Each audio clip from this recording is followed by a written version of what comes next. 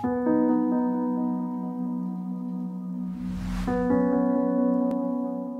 dan, ja sam Lana i danas ću vam predstaviti našu zadrugu. Učenička zadruga Osnovne škole Visoko zove se Lipa. Osnovana je 1957. godine, a obnovljena 2003. U zadrugu je uključeno 71 učenik od ukupno 143 učenika škole. Ove godine u zadruzi djeluje 7 sekcija. Ove godine predstavljamo se sa ukrašenim keramičkim šalicama.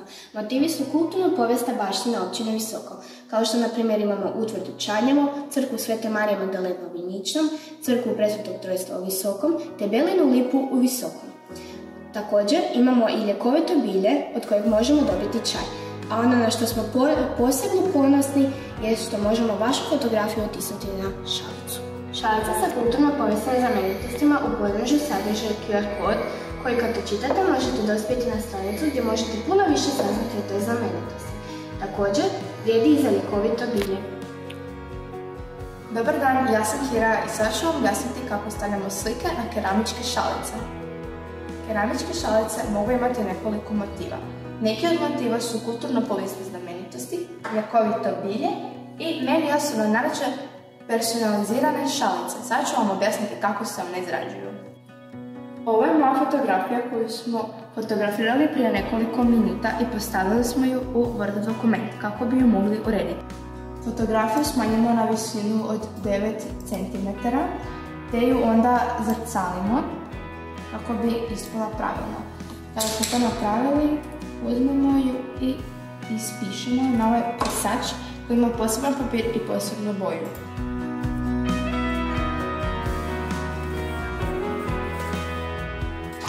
Evo ga. Fotografiju obrežemo tako da se ne bi vidjele ove crne crte. Fotografiju namještamo nasuprot ručki, a kako se kasnije ne bi micala, uzimamo ovaj selotep i zalijepljamo ju. Šalicu postavljamo u ovaj aparat koji se zagrijava na 175 stupnjeva Celzijusovih.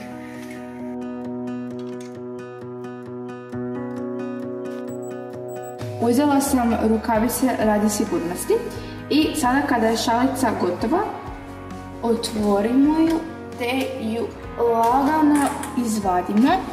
Naš aparat ugasimo, stavimo ovdje i sa skalperom bi trebali